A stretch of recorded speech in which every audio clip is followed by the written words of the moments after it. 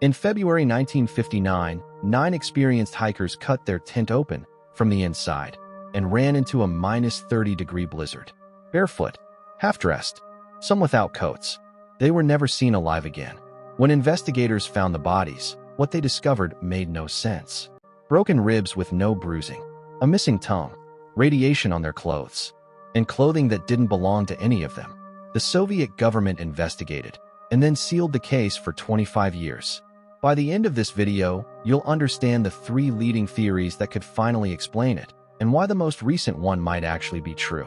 January 1959. 9 university students and experienced outdoorsmen set out on a skiing expedition through the Ural Mountains of Soviet Russia.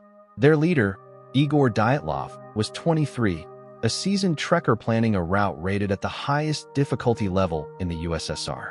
The plan was simple: reach the summit of Ortotin, then return by February 12th. They never made it back. When the group missed their return date, search parties were sent out. What they found, weeks later, raised more questions than it answered.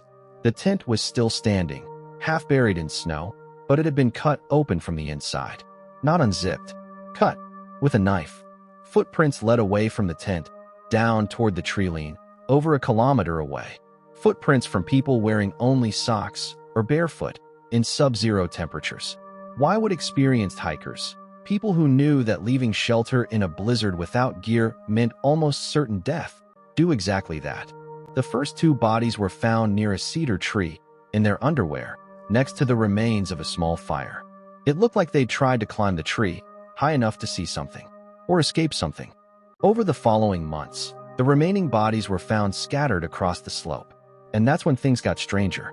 2 of the hikers had fatal chest injuries, the kind of blunt force trauma you'd expect from a car crash. But there was no external bruising, no sign of a struggle. One woman was missing her tongue. The medical examiner's official statement said the force required to cause those injuries couldn't have been produced by another person. So what did? For decades, the Soviet investigation file stated the cause of death as a compelling natural force, and then was sealed. No explanation, no follow-up. But in 2019, Russian authorities reopened the case. And what they found in old radiation reports and weather data would completely change the leading theory. Over the past 65 years, 3 theories have dominated the conversation.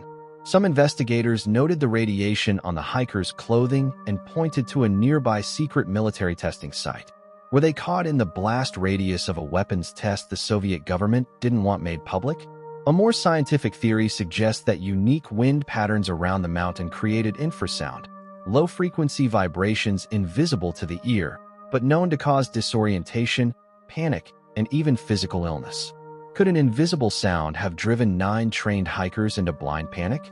In 2021, using modern physics modeling and data from Disney's own animation engineers, yes, animation researchers, because they specialize in snow-motion physics, scientists proposed a delayed slab avalanche, a small, localized slide that wouldn't leave obvious debris, but could produce exactly the kind of blunt trauma found on the bodies, without a single external bruise. Here's what investigators now believe happened. The hikers set up camp on a slope with a hidden weakness in the snowpack. In the middle of the night, a slab of dense snow broke loose above them. Not enough to bury the tent, but enough to crash down with tremendous force, crushing 2 of the hikers and injuring others. In the chaos and darkness, believing another slide was coming, the group cut their way out of the tent and fled downhill toward the tree line for shelter, without stopping for boots or coats, because a second avalanche felt like the greater threat.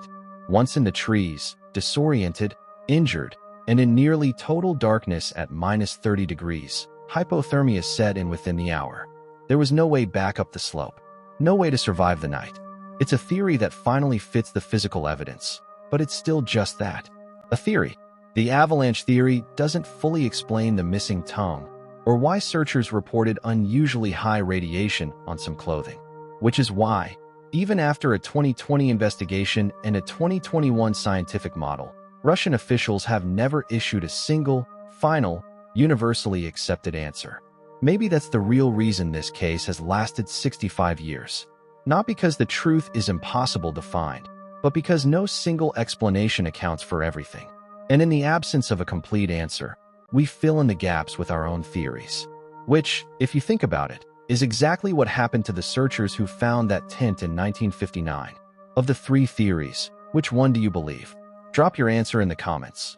I read every single one, and I'll pin the most interesting theory I find. If this left you with more questions than answers, that's the point. There's one detail from the search team's radio logs we didn't cover in this video, because it deserves its own investigation. It's linked right here. Subscribe if you want the next case file the moment it drops. New investigation every week.